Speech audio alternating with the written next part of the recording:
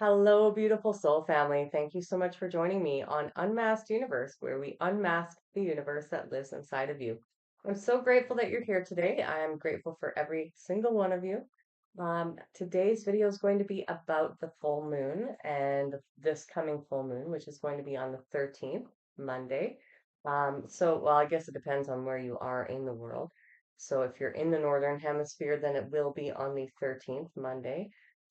If you're on the other side of the planet, that's going to change, obviously. So this full moon, though, is in the sign of Cancer. Because it's in the zodiacal sign of Cancer, that means it's going to push you to move inwards and to reflect upon anything that you no longer want to take from 2024 along with you. So this is also known as like the clearing moon. It's a less common term used for it, but it's the time of year in which we actually clear out everything from 2024, we bring it to a close, and we leave it in 2024 where it belongs. So, this is why this moon in Cancer actually pushes us inwards. It pushes us to self-reflect, to and analyze what it is that we no longer want to continue on throughout the remainder of 2025. You'll find that this is an emotional time because we're also being confronted with Mars energy, and Mars is the planet of action, taking action. It's also it will surface some emotions regarding resentment, anger, things that bothered you, things it could even be little annoyances, maybe somebody ghosted you. Any of the experiences that you may have suppressed or not fully dealt with. So it could be really emotional or it could be anger. It can be on either side of the spectrums. Mars's influence is going to actually bring all of that up to the surface. So keep that in mind when you're experiencing a bunch of different emotions as the full moon approaches, and know that it's just being shown to you so that you can actually assess it, to look at it, assess it, figure out whether or not you want to continue taking all of that with you into the following year, or if you want to release it. So now would be a good time. You'll also find that with this full moon in Cancer, because it's in the sign of Cancer, it's going to force you to look at how you're treating yourself. Now, your first instincts may be to want to help other people, help your community, help your family, help everybody else. But what it's really asking you to do is turn that love and appreciation and want for to help other people, turn that inwards so that you're serving yourself. This is really the sign that is really asking you to look inwards and to give that love to yourself first. So it's really about filling your cup at this time of year, making sure that you're not giving to anybody with an empty cup or with an ideal or and maybe not so ideal level in your cup. So even if it's, just not quite full, but it's getting there, that's still not the time to be giving to others. So this full moon in Cancer is asking you to really give to yourself, to love yourself, to slow down and take the time for yourself, to assess what your needs are, to assess what you no longer love doing, or what patterns of behavior are possibly holding you back from giving back to yourself more. And then when you do have enough in your cup, then of course it's also recommended to help all those in your community or your environments or your circles if you can. However, this is really the focus from within. So you're being asked to look at yourself as a whole and decide what is serving you going forward and what's not going to serve you, what you should let go of, and what maybe, you're willing to hold on to that is your own, because it is serving to you and it does help everybody else by loving yourself, right? So this is really the full moon that teaches you that by loving yourself, first and foremost and filling your own cup every day before anybody else's, that you're already setting the stage and an example for everybody else to follow in your footsteps. Now, this full moon is called the wolf moon, and it is called that due to the fact that this time of year the wolves were said to be howling at their loudest. Now, generally, I mean, now our climate is changing, it's getting warmer and warmer, even in the northern hemisphere. But generally, when it's really cold outside here, you can hear sound carry. And so they would say that the sound of the wolves was the loudest at this time of year. And so that's why it was called the wolf moon. However, the name wolf moon does not just extend from the Aboriginal tribes in North America, but it's actually a culmination between Native Americans, colonial Americans, and European sources that have actually shaped this name into its current creation. So this moon in particular, any full moon that does come by is a good time to start releasing anything that you have, and that's kind of the energy of any full moon is to be releasing. However, because we're being pushed to look internally at ourselves during this particular full moon, we're being asked to release anything and everything that no longer serves us as the individual, the being, and to prioritize ourselves, our self-care, our self-love, and the direction that we want to go in that will actually be self-serving. Now, this is not selfish so long as you're not doing it in an egotistical way to go out of your way to hurt others, such as your family or friends. This is the way that you look and you reflect what it is that your goals are in the future and how you wish to reach them that will benefit all. And this is kind of the whole thing about ascension is that once you've detached from a lot of your story, from a lot of the ego, and you've stepped back from the human experience, then what you realize is that any goals that you set in the future should not just be self-serving, but it's about how can I reach these goals while also serving humanity, serving the planet, making this a better world for everybody to live in, not just me as the individual. So, and this is, I've got goosebumps right now. This is kind of what we come to learn over time is that as the ego dies back and we get closer to the core essence of who we are, then we find that what we're doing is not actually even self-serving, because by releasing the baggage, releasing the stories, releasing the hurt, the pain, the resentment, the deep emotions, the dissatisfaction, the um, disalignment, all of these things, by releasing it all, we're actually allowing ourselves to evolve up to a different stance where we can see the whole perspective. And that is that um, we're no longer attaching to that human experience so that we can, as a people, as a whole, move consciousness forward to better serve everyone because everyone deserves the same equity. Everybody deserves the same level of treatment. Everybody deserves to eat. Everybody deserves a home. And so by stepping forward first within yourself and releasing the baggage and the difficulties that you're experiencing in your 3D world, you're then creating this bridge between yourself and the people around you and the community that you live in so that they have an opportunity to make steps and advancements forward in their own life so that they can do the same thing and achieve the same thing. So really it's you're serving others by your example first, by loving yourself, right?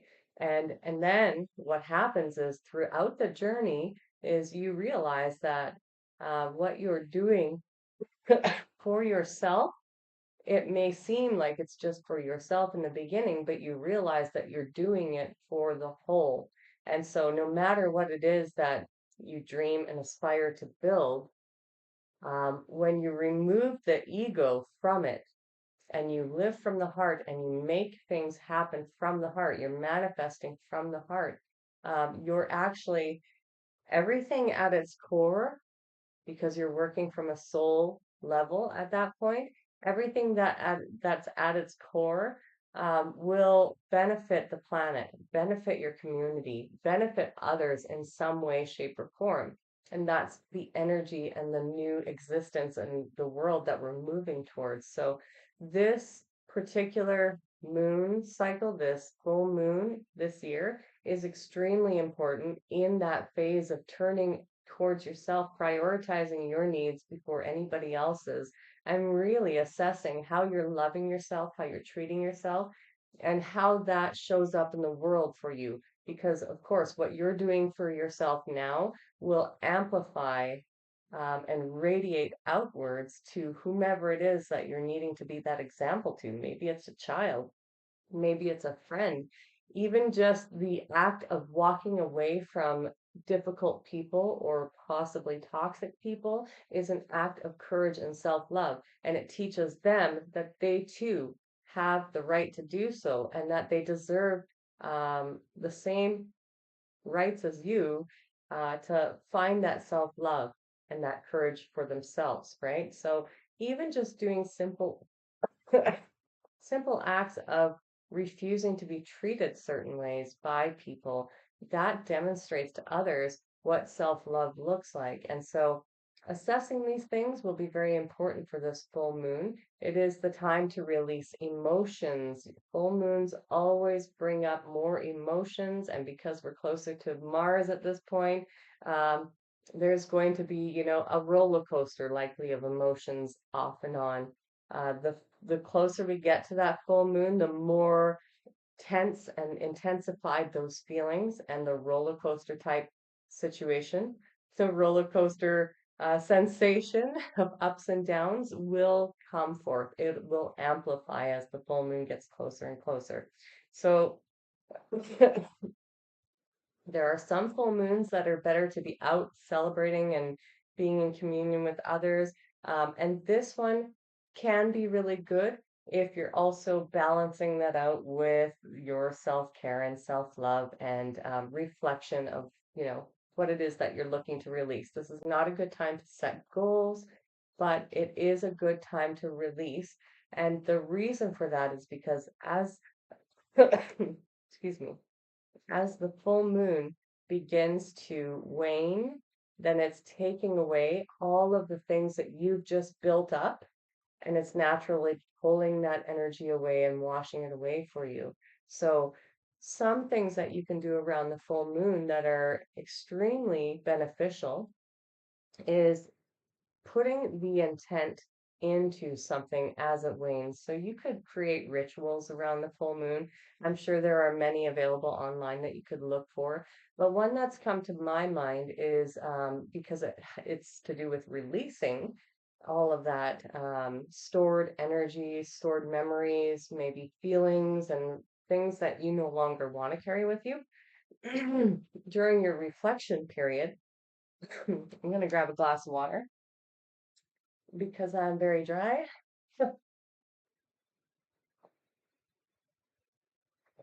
Hmm. And I was just working out not long ago. So, um, one of the things that you can do is during your shadow work or reflection time, any of the things that you do want to release, work through them on a piece of paper, look at them, work through them a bit, and see if there's, any trigger points in there that need to be looked at further. If something is triggering you, then you need to ask yourself, why is that triggering me, rather than just feeling triggered and letting yourself succumb to those emotions.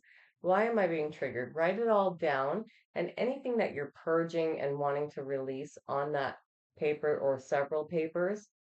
Once the full moon has reached its full capacity, the following day when it starts to wane, so I look at the full moon as like a 3-day cycle. So we have the first day of full moon where it is still waxing, and then we have the actual full moon, and then we have the on the second day, and then we have on the third day where it begins to start waning.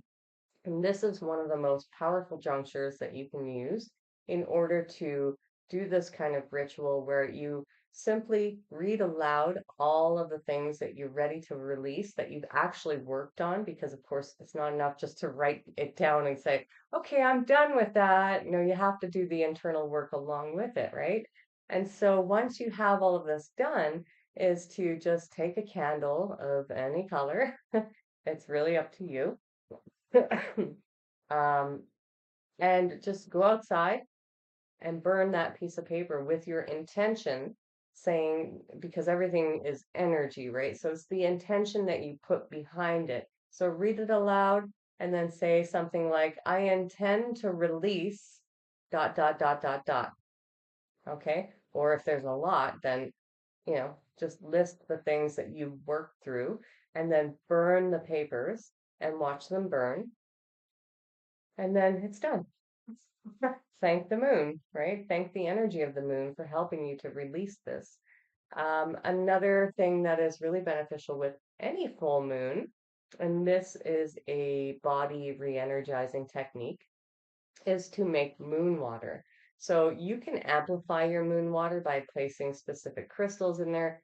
Do ensure that you're not using any kind of mineral in there because minerals dissolve in water. So check before you actually put it in there, whether or not it is water soluble or if it's, not.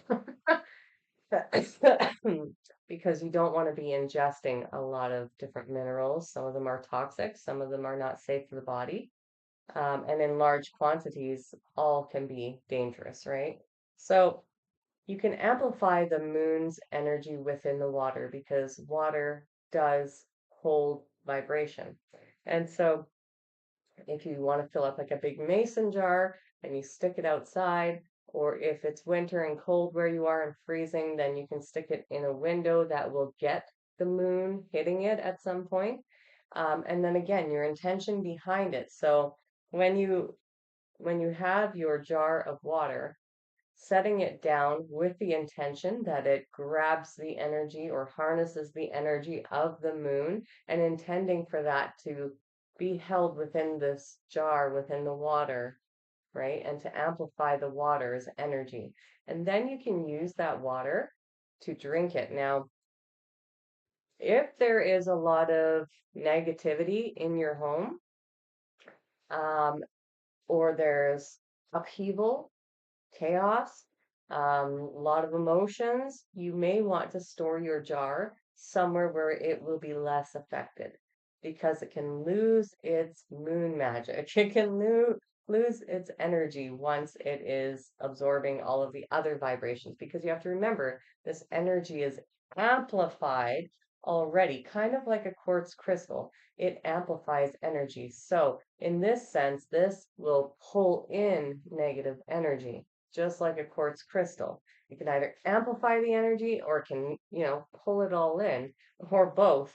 And so you want to avoid that as much as possible. So you could keep it in your closet in your bedroom or a safer place that is less affected by, say, a whole house full of people and their different ranges of emotions throughout every day. But just drink a little bit of each water, and with every time that you take some of that water, then you can reiterate what it is that you are releasing. And so this is really powerful in conjunction to releasing or doing that ritual of releasing things.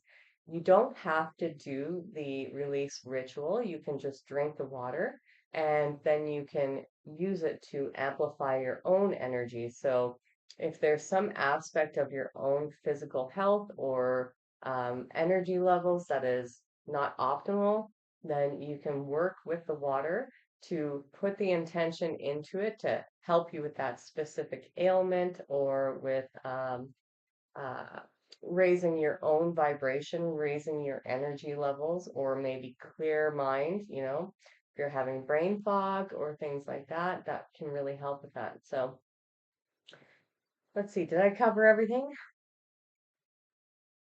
Yeah, I think I covered everything for today. All right, so hopefully this helps. You have a few days before all of it unfolds. And yeah, I love you all so much. Thank you for being here. If you're new here, feel free to subscribe, give it a thumbs up, and I will see you all in the next video. Bye for now.